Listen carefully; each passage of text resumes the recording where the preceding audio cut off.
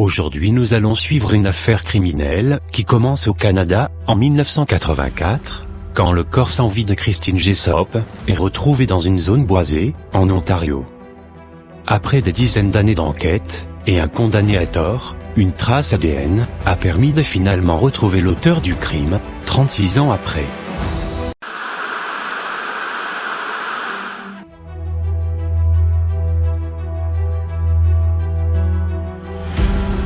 Bonjour et bienvenue sur Sueur Froide.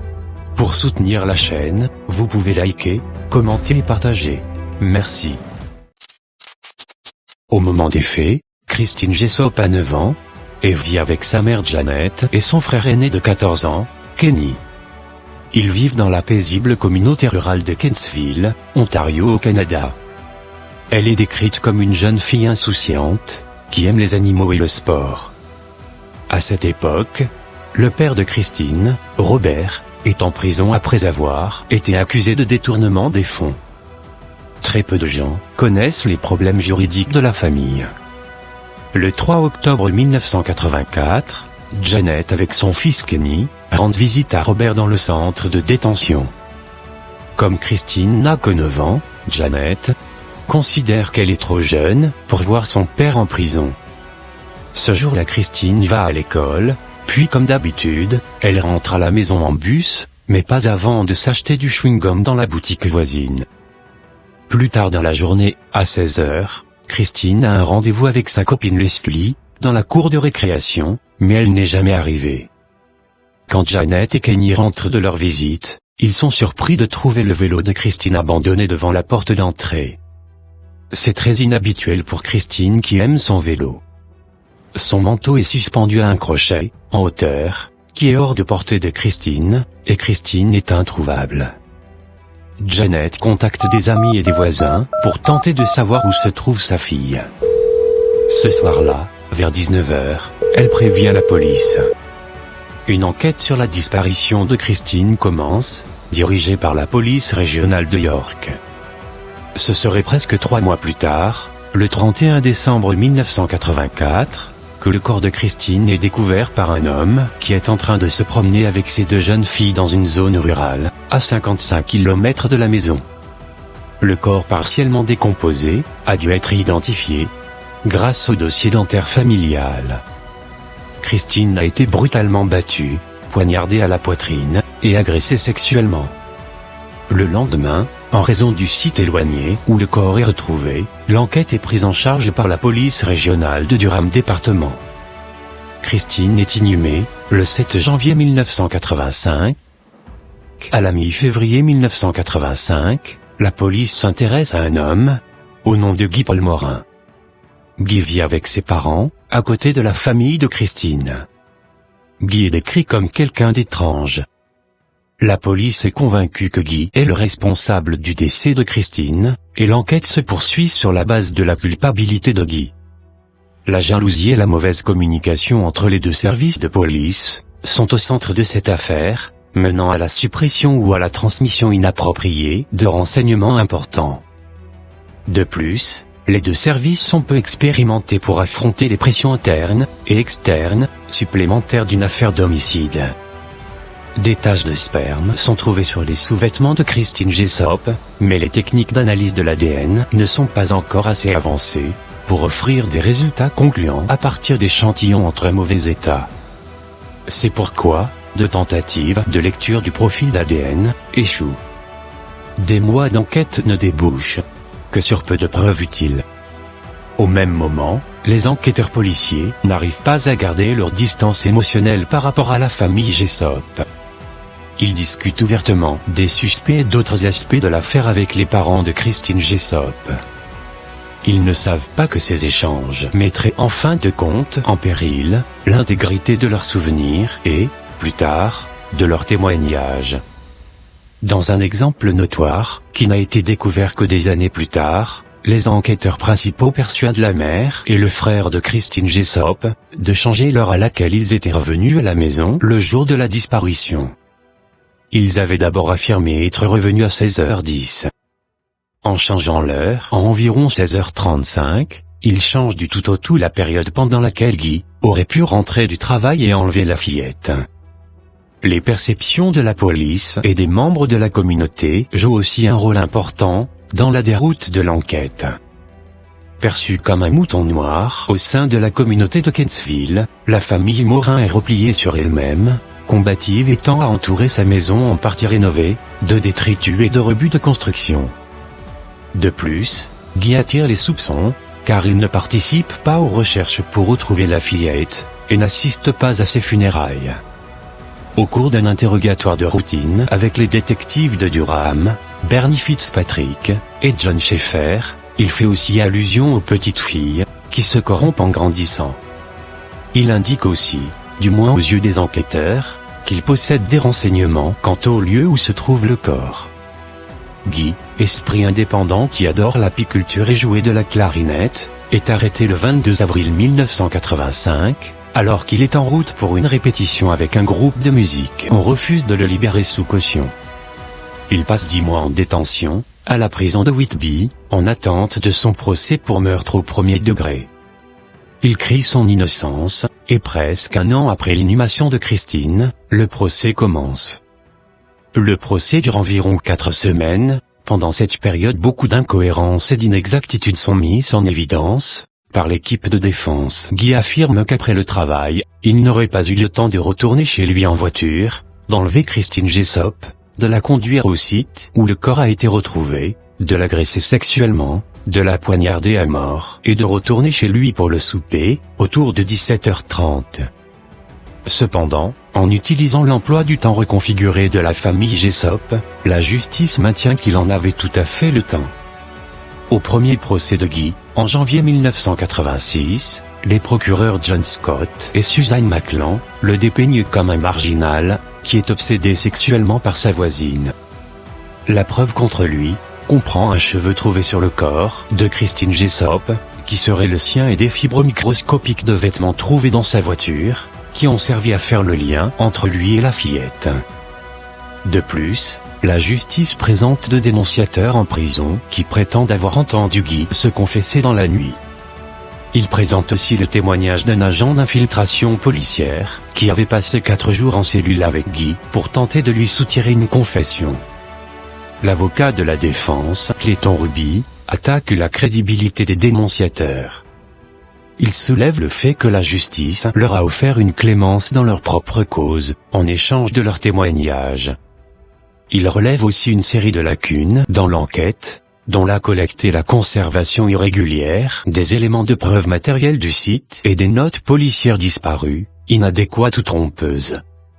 Le procès prend un tournant inattendu vers la fin lorsque Clayton Ruby avance une autre théorie. Il affirme que si le jury reconnaît Guy coupable d'avoir tué Christine Jessop, il doit le déclarer non coupable pour cause d'aliénation mentale. Il fait ensuite témoigner 2 psychiatres, qui affirment que l'accusé est un peu schizophrène et aurait pu poignarder la fillette à mort, au cours d'un épisode hallucinatoire, pendant lequel il aurait pensé lui donner la vie. Le 7 février 1986, après avoir délibéré pendant moins d'1 journée, le jury acquitte Guy Paul Morin. La famille Jessop, la police et les médias dénoncent avec force le verdict. Bien sûr, le public est convaincu, en raison de la preuve psychiatrique, que Guy est le tueur. La justice fait appel du verdict, devant la Cour suprême du Canada avec succès. Le 5 juin 1987, la Cour annule l'acquittement de Guy, en bonne partie parce que les directives juridiques du juge du procès avaient confondu le jury. Elle ordonne la tenue d'un nouveau procès. L'appel de la décision de Guy Paul Morin est rejeté par la Cour suprême, le 17 novembre 1988. Le deuxième procès commence le 28 mai 1990. Il suit 10 mois de motions légales et d'applications juridiques, présentées par la nouvelle équipe de défense de Guy, dirigée par l'avocat Jack Pinkowski. Ce dernier se bat pour qu'on lui divulgue le grand nombre de rapports de police qui n'avaient pas été remis à Clayton Ruby avant le premier procès. Certains des rapports ont fini par soulever d'importantes interrogations au sujet de l'intégrité de la preuve matérielle utilisée lors du premier procès. d'autres pointaient vers différents suspects viables n'ayant pas fait l'objet d'une enquête exhaustive. D'autres encore révélaient que Kenneth Jessop, frère de Christine, avait, à un moment donné, informé la police que lorsque celle-ci avait 7 ans, lui et 2 de ses amis l'avaient entraîné à avoir des rapports sexuels avec eux à plusieurs reprises. Pendant le nouveau procès, Jack Pinkowski se sert de ces révélations pour alléguer que la police avait fabriqué une affaire autour d'un homme dont le seul crime était d'être excentrique. Il suggère que d'autres suspects plus probables demeuraient en liberté, dont Ken Jessop, puisque la police n'avait poursuivi qu'Oggy. Après avoir entendu 9 mois de preuves, le jury étonne la plupart des observateurs, en déclarant Guy Paul Morin coupable de meurtre au premier degré, le 30 juin 1992. Pour ainsi dire, à la veille de l'appel de Guy Paul Morin, on entreprend une 3e, et dernière tentative, d'obtenir des résultats d'ADN, en mesure de vérifier si celui-ci est le tueur. Cette fois-ci, des scientifiques d'un laboratoire de Boston ont pu lire la séquence d'ADN, à l'aide d'une technologie de pointe. L'ADN ne concorde pas avec celui de Guy Paul Morin, ce qui l'écarte comme suspect. Le 23 janvier 1995, un procureur de la justice s'excuse auprès de Guy Paul Morin pour cette épreuve. Il se joint à la défense pour demander à la Cour d'annuler sa condamnation et de rendre un verdict modifié, de non-culpabilité. L'affaire étant non résolue, le service de police du Grand Toronto reprend l'enquête sur le meurtre de Christine Jessop. En 1998, ils abandonnent leur enquête et ferment le dossier, après avoir examiné puis éliminé 300 suspects, grâce à des alibis ou de l'ADN. La famille Jessop s'effondre peu après la condamnation de Guy. Robert et Janet Jessop se séparent et vendent leur maison de Kentsville. Kenny Jessop déménage dans la région de Niagara Falls pour travailler comme disque jockey. Il crée le site web Justice for Christine Jessop. Guy utilise son indemnisation pour acheter un lopin de terre comportant une maison de ferme près d'Alliston, en Ontario. Peu après son exonération, il épouse Alison Ferguson, qui est membre de l'équipe de soutien, pour défendre son innocence. Le couple a 2 fils. Guy obtient sa certification comme accordeur de piano, ouvre un petit commerce appelé Paul's Handiwork, puis se trouve plus tard un emploi à temps plein de préposé à l'entretien à l'aéroport Pearson de Toronto. Au fil des ans, Guy évite de parler aux médias ou de faire des apparitions publiques. « Je ne suis pas amer du passé », affirme-t-il durant une de ses dernières entrevues. « C'est vrai que j'ai eu quelques montées d'orage, mais je savais qu'un jour je serais exonéré. » Le 15 octobre 2020, la police de Toronto a annoncé qu'elle a identifié Calvin Hoover, un ami de la famille Jessop, comme étant l'homme responsable de son assassinat. En utilisant le traçage généalogique génétique, une forme avancée de test ADN, la police a relié un échantillon de sperme provenant des restes de Christine Jessop à Calvin Hoover. Ce dernier est mort en 2015, en se suicidant. En 1984, Calvin Hoover, qui avait 28 ans au moment des faits, était un ami de la famille de Christine Jessop, et a participé aux recherches de la fillette de 9 ans, lorsqu'elle a disparu. Calvin Hoover n'a jamais été suspecté du meurtre de Jessop, mais a été considéré comme une personne d'intérêt. En annonçant les résultats des tests ADN, le chef de la police intérimaire de Toronto, James Ramey, a déclaré aux médias que, s'il était vivant aujourd'hui, la police de Toronto arrêterait Calvin Hoover pour le meurtre de Christine Jessop.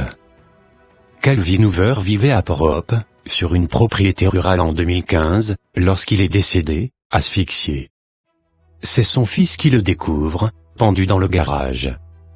Au domicile de Port Hope, le fils de Hoover et sa femme ont refusé une entrevue. Kenny Jessop, le frère de Christine, a déclaré à Global News que Hoover les gardait quand ils étaient petits. « Je me sens horrible pour les enfants de Calvin Hoover. Nous avons joué ensemble, quand nous étions enfants. Je me sens horrible, pour ce qu'ils vont subir à cause de cela », a déclaré Kenny. Dans une déclaration publiée par son avocat, Guy Paul Morin a déclaré « Je suis reconnaissant à la police de Toronto d'être resté sur l'affaire et de l'avoir enfin résolue. Lorsque l'ADN m'a disculpé en janvier 1995, j'étais sûr qu'un jour l'ADN révélerait le vrai tueur, et c'est ce qui s'est produit. Il a également déclaré « Je suis soulagé pour la mère de Christine, Janet, et sa famille, et j'espère que cela leur apportera un peu de tranquillité d'esprit. »